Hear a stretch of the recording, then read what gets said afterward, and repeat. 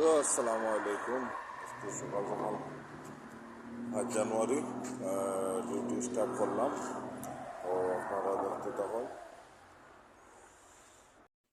এখন বর্তমান গাড়ি ওখানে স্টার্ট করবো করিয়া আমার কফিলর গড়ে যাইমু। বর্তমান আমি আর 1 কিলোমিটার আছে আমার কফিলর গড়ে যাইমু। আমার কফিলর গড় থেকে 3 কিলোমিটার দূরে থেকে আমি আমার কফিলর গড়ের সামনে আইছি। এখন ফোন করবো, ফোন করে পরে তারা বারইবা পরে মাদ্রাসার লইয়া যাইমু তারারে।